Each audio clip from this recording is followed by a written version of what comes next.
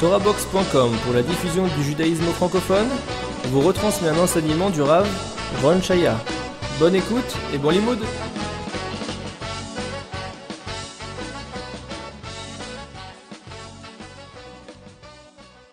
On a vu la dernière fois un cours sur Rosh Hashanah.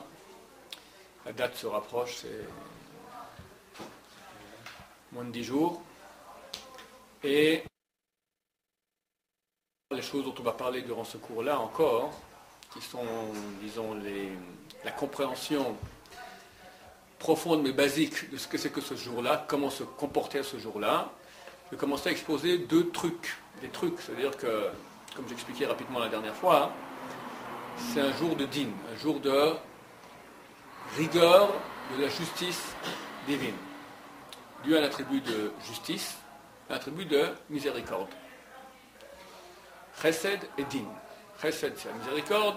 Din, c'est la rigueur. Maintenant, nous devons tout faire. On va voir quelles sont les choses que fait le peuple d'Israël durant cette fête-là, pour faire en sorte que, on appelle ça les matek dinim, adoucir les dinim, adoucir la rigueur. On verra tout ce qu'on fait. Ça, c'est ce que l'Halacha, les lois de Rosh Hashanah. Mais il y a deux trucs supplémentaires. À part la tchouva, bien sûr, la tchouva, ça c'est la préparation basique, arriver, tu vas te faire juger, prépare-toi. Mais préparation supplémentaire à la tchouva qui font qu'on peut éviter quelque part la rigueur de la sentence. Alors, la première chose, je l'ai exposé la dernière fois, c'est rentrer dans la collectivité du peuple d'Israël.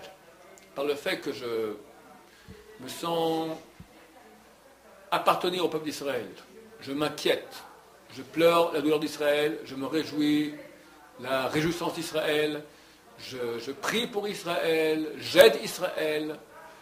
Et Israël, c'est aider bien sûr de façon physique, mais aussi surtout de façon spirituelle. Quand quelqu'un, dans son point de vue de la Torah, pour le peuple d'Israël, il agit. Quand quelqu'un fait une bracha avec kavana, avec intention, bien comme il se doit, il agit pour le bien d'Israël.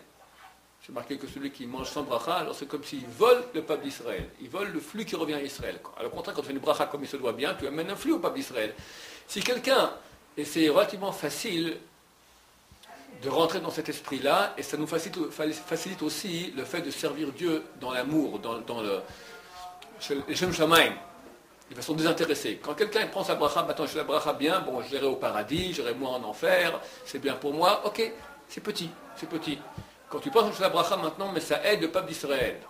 Ça aide en ricochet toute l'humanité. Ta bracha, elle a une autre dimension. Service.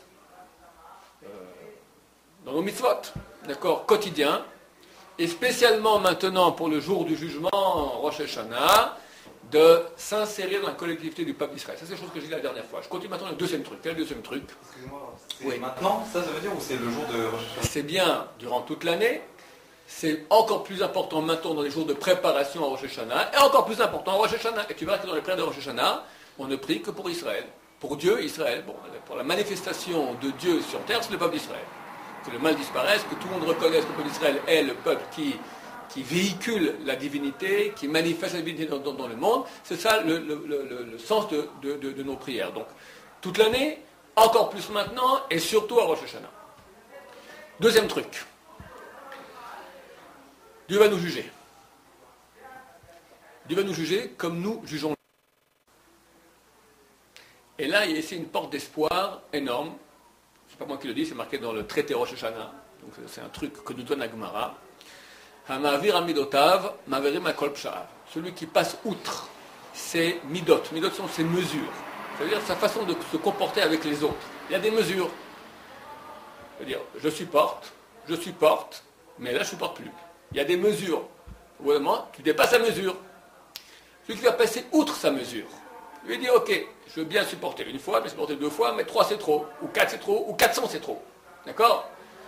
Alors il y a une mesure. Si lui maintenant va passer outre, il va laisser passer, il passe l'éponge. Au même moment, la justice de Dieu exige qu'on se comporte avec lui comme il se comporte. C'est ça le juste. Dieu ce jour-là il est juste. Il faut lui demander sois gentil, il n'y a pas gentil. Il y a justice. Je vais expliquer peut-être un peu après pourquoi qu'il soit gentil, Dieu, pourquoi il veut tellement digne? On va peut-être en parler. Quoi qu'il en soit, il est digne. Il est justice rigoureuse. Si moi maintenant, lorsque je peux être dans la justice avec mon prochain, et je me déplace, je prends un comportement de chesed, de passer outre, bien qu'il ne mérite pas, ce Gugus, il m'a fait des histoires, et je devrais aller m'énerver tout rouge. Je reste calme, je passe outre, je me fais marcher dessus, carpette.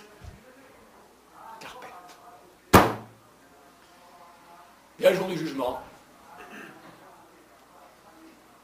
qu'est-ce qui se fait le jour du jugement? Alors c'est marqué Malchuta d'Ertia Ke'en Malchuta d'Ara. La royauté du ciel est comme la royauté de la terre. Dieu a créé dans ce monde-ci un système de royauté. Tu as un roi, tu as des tribunaux juridiques, tu as une justice, tu as un avocat de la défense, tu as un avocat de l'accusation, il y a des délibérations, il y a des sentences. Pourquoi le monde terrestre il fonctionne comme ça? Il a l'image du monde céleste. Pour que moi je puisse me préparer, savoir comment ça se passe quelque part. Alors évidemment, les petits enfants croient que vraiment il y a l'ange qui est là et l'ange qui est là. Il ne faut pas. Ce sont des choses imagées, mais il y a une réalité impalpable, spirituelle, qui s'appelle le din, la rigueur, et une autre qui est Rachamim, Chesed, donc la miséricorde. Et ce sont deux voies de conduite qui existent. La justice, qu'est-ce qu'elle va dire? Elle va dire ce type-là, il a fait des erreurs dans sa vie. Il a fait des péchés, il sait très bien que c'était interdit. Et malgré tout, il a fait comme ça, il a continué. Il doit. Et contre qui il a fait ça? Contre Dieu. Il doit trinquer. Nous exigeons une sentence terrible. Mais la défense, oui, mais circonstance atténuante. Mais non, il savait très bien, tout ça, on lui a rappelé, entendu des cours, il savait très bien, malgré tout, il a refait, on lui a donné une chance, il est retombé, et tac, ça va jusqu'à quand? Il faut un grand bout, une bonne leçon qu'il apprenne une fois pour toutes. La défense est de trouver maintenant un argument. C'est comme ça que ça se passe vraiment. Très vite, mais ça a lieu. On va juger. Chacun exactement d'où il vient, son background social, son background génétique, son éducation, toute l'intelligence, l'âme qu'il a, tout ça est mis en relief, en ligne de compte, pour le jugement de Dieu qui soit le jugement le plus équitable possible. Et là, on n'a pas de chance, parce que l'avocat de l'accusation, il sait bien parler, c'est un bon avocat. Et on n'a pas beaucoup, on a aussi un bon avocat de la défense, mais qu'est-ce qu'il va nous dire? T'as péché, mon vieux, t'as péché, qu'est-ce que je peux dire? Quelqu'un, il veut dire, sans froid, devant 10 personnes, on dit, attention, tu vas tuer? Non, je m'en fous.